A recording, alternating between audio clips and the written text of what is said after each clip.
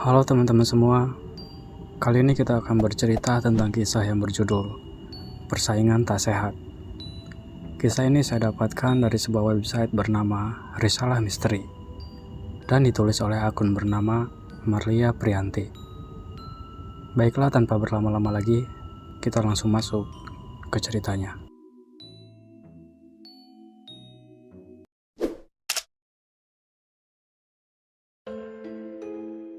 Hujan yang turun sejak sore tadi masih menyisakan gerimis. Hawa dingin terasa menusuk tulang. Surau milik keluarga Haji Hasan yang telah diwakafkan untuk warga desa Sukoharjo tampak lengang meskipun azan maghrib telah berkumandang. Biasanya banyak anak-anak yang akan bersolawat sebelum muazin menyerukan iqomah. Tetapi kali ini entah kemana para bocah tersebut. Kemungkinan mereka memilih berdiam diri di rumah karena malas melewati jalanan yang becek. Beberapa saat kemudian, barulah para jamaah orang dewasa mulai berdatangan ke surau yang diberi nama Hidayatullah tersebut. Itu pun tidak seramai biasanya. Bahkan jamaah perempuan hanya ada 6 orang saja. Lebih sedikit dari jamaah laki-laki yang jumlahnya tidak lebih dari 15 orang. Muazin segera menyerukan iqomah. Salat berjamaah pun dimulai. Awalnya salat berjalan normal dan lancar. Namun, saat hampir selesai, tiba-tiba terdengar suara tangis dari deretan syaf jemaah perempuan. Tangisan yang awalnya terseduh-seduh, lambat laun menjadi raungan yang kencang.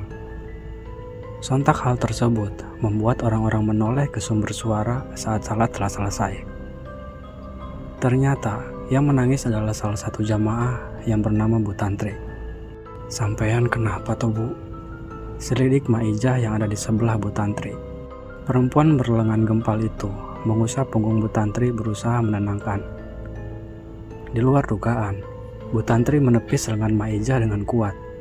Kemudian mengomel tak jelas sembari menyebut nama Ustadz Iksan, sang imam yang tadi memimpin salat. Ustadz Iksan adalah anak kedua dari Haji Hasan. Kebetulan ia juga guru ngaji di Surau Hidayatullah. Ilmunya dalam hal agama bisa dibilang sudah mumpuni. Laki-laki berusia lebih dari 30-an itu juga kerap dimintai tolong warga jika ada yang sakit karena hal-hal yang gaib, seperti kerasukan atau kena santet. "Hei Iksan, sini kamu kalau berani lawan saya," bentak Bu Tantri. Suara Bu Tantri terdengar parau. Sorot matanya tajam ke arah Ustadz Iksan. Mulutnya semakin meracau tidak jelas. Suasana di musola mendadak ramai. Seorang gadis berusia sekitar 20 tahunan tergopoh-gopoh masuk dalam musola, menghampiri Bu Tantri. "Sudah Bu, ayo pulang, jangan begini di sini," ucap gadis tadi yang ternyata adalah anak dari Bu Tantri. "Sebentar Mbak Heni, biar ibunya bicara dulu sama saya," pinta Ustadz Iksan. Heni menurut apa yang dikatakan Ustadz Iksan. Bu Tantri yang masih bertingkah tidak normal tiba-tiba tertawa terbahak-bahak. "Kamu berani sama saya ya Iksan?" teriak Bu Tantri lagi. Ustadz Iksan tampak membaca doa sembari membawa segelas air. Kemudian ditiupkannya perlahan air itu, lalu diminumkan ke Bu Tantri dengan agak paksa. Perlahan Bu Tantri pun tampak normal. "Loh, kok rame? Ada apa tuh ini?" tanya Bu Tantri seperti orang linglung. "Ibu tadi kenapa kok nantang-nantang Ustadz?" ganti Heni bertanya pada ibunya. "Ah, apa iya Tondo?" Orang-orang serempak mengiyakan pertanyaan Bu Tantri. Seketika Bu Tantri merasa sangat malu. Perempuan itu kemudian meminta maaf pada Ustadz Iksan. "Gak apa-apa Bu, sekarang Bu Tantri pulang saja. Jangan banyak ngelamun ya Bu. Besok saya akan coba ke rumah Bu Tantri. Mungkin nanti ada yang bisa saya bantu," ucap Ustadz Iksan. "Tapi ibu saya beneran sudah gak apa-apa ya Tan? Saya takut nanti di rumah gitu lagi." Wajah Heni tampak masih cemas. "Insya Allah malam ini gak apa-apa Mbak. Besok insya Allah kita tahu penyebabnya kenapa Bu Tantri jadi begitu tiba-tiba. Sebenarnya sudah sejak 2 hari lalu ibu agak aneh. Tiba-tiba ngucap sendiri. Makanya gak saya bolehin ke musola dulu, takutnya ya begini. Ini tadi saya kecolongan Tad. Ngapunten nggih." "Iya Mbak. Sudah, sekarang lebih baik ibunya segera diajak pulang dan suruh istirahat ya." Heni menuntun ibunya keluar dari musola. Orang-orang pun terdengar berbisik-bisik. Mereka bertanya-tanya tentang Bu Tantri yang tiba-tiba menjadi seperti orang gila. Bu Tantri termasuk salah satu orang terpandang di desa Sukoharjo. Sawahnya banyak tersebar di beberapa desa. Jika saat panen, perempuan berparas kalem itu selalu mengajak suaminya untuk berbagi pada tetangga. Tingkah lakunya juga dikenal sopan dan bersahaja. Hal tersebut membuat dirinya disayangi warga sekitar. Beberapa bulan lalu, Bu Tantri membuka usaha agen beras di rumahnya. Heni yang masih kuliah membantu usaha ibunya itu dengan promosi melalui media sosial. Sehingga usaha mereka menjadi lancar karena memiliki banyak pelanggan.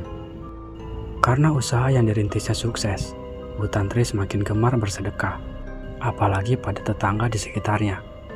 Orang-orang jadi semakin menghormati dan menyayangi keluarga Bu Tantri. Usaha Bu Tantri pun semakin berkembang pesat. Keesokan harinya, belum sempat Ustadz Iksan menghampiri rumah Bu Tantri. Tiba-tiba perempuan berperawakan kecil itu bertingkah lagi seperti orang gila. Heni yang tidak bisa mengatasi keadaan, segera berlari ke rumah Ustadz Iksan yang jaraknya tidak begitu jauh. "Assalamualaikum, Tad. Tolong ibu saya, Tad. Ibu teriak-teriak lagi seperti orang gila," rengek Heni. Tanpa banyak kata, Ustadz Iksan segera pergi ke rumah Bu Tantri. Saat tiba di sana, terdengar ocehan dan sumpah serapah tidak jelas dari mulut berperempuan yang biasanya pendiam itu. "Warti itu loh yang ganggu aku, San. Kamu tahu kan, San?" ucap Bu Tantri sambil menunjuk-nunjuk pemuda di hadapannya. Ustadz Iksan tampak mengernyitkan dahi. Ia mulai melihat sekeliling rumah Bu Tantri sembari berdoa. Setelah itu, sekali lagi Bu Tantri diberikan segelas air yang sudah dibacakan doa oleh Ustadz Iksan. Perlahan Bu Tantri menjadi tenang kembali. "Loh, saya kenapa lagi, Ustadz?" tanya Bu Tantri yang bingung karena melihat Ustadz Iksan ada di rumahnya. "Gak apa-apa, Bu. Cuma ada yang sedikit jahil sama keluarga ibu." "Kenapa begitu, Tad? Padahal keluarga kami gak pernah mengganggu orang lain," tanya Heni. "Iya, Mbak. Kemungkinan ada yang iri sama keluarga Mbak Heni. Kalau bisa ibadahnya lebih giat lagi ya, Mbak. Banyak-banyak zikir dan berdoa minta pertolongan sama Allah." "Lah, itu tadi ibu nyebut nama Bu Arti. Apa kira-kira Bu Arti yang buat ibu jadi begitu ya, Tad?" tanya Heni lagi. "Saya nggak berani memastikan, Mbak. Pokoknya sampean hati-hati saja. Insya Allah nanti saya bantu doanya. Sekarang saya pamit dulu ya." "Nggih, matur nuwun, Tad." Ustadz Iksan pun keluar dari rumah bergaya Jawa kuno itu. Saat tiba di pintu pagar, Ustadz Iksan melihat Bu Warti yang rumahnya berada tepat di depan rumah Bu Tantri, sedang berdiri di halaman. Seketika Bu Warti membuang pandang. Ustadz Iksan hanya tersenyum, kemudian berlalu dari tempat itu. Sebelum Bu Tantri punya usaha agen beras, Bu Warti lebih dulu membuka toko sembako.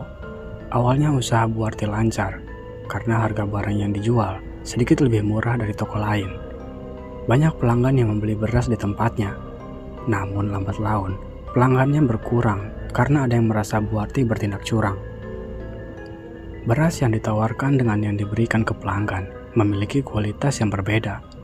Saat menawarkan ke pembeli, beras yang ditunjukkan bagus, tetapi yang diberikan barangnya ternyata lebih jelek. Ketika Bu Tantri membuka usaha, beberapa pelanggan Bu Warti beralih. Bu Tantri yang lebih jujur tentu lebih disukai. Toko Bu Warti lambat laun semakin sepi, meskipun masih ada beberapa orang yang membeli barang selain beras di tokonya. Melihat usaha tetangga depan rumahnya semakin sukses, rupanya menjadikan Bu Warti gelap mata dan iri. Apalagi banyak orang yang mengeluhkan kebaikan Bu Tantri. Perempuan kerempeng itu meminta bantuan pada orang pintar untuk membuat Bu Tantri agar menjadi seperti orang gila, dan keinginannya itu pun berhasil. 1 bulan telah berlalu, keadaan Bu Tantri kian membaik. Perempuan lemah lembut itu sudah tak pernah lagi mengamuk, sementara keadaan Bu Warti yang kini agak mengkhawatirkan. Sejak kejadian Bu Tantri mengamuk di rumahnya, orang-orang rupanya berkasak-kusuk membicarakan Bu Warti. Kebetulan ada orang yang mendengar teriakan Bu Tantri saat menyebut nama Bu Warti. Orang-orang menjadi malas untuk belanja di toko perempuan culas itu. Toko Bu Warti semakin sepi pembeli karena ulahnya sendiri. Hal itu membuatnya semakin uring-uringan dan terkadang ngomel sendiri seperti orang gila. Bukankah setiap perbuatan baik atau buruk akan kembali ke pelakunya?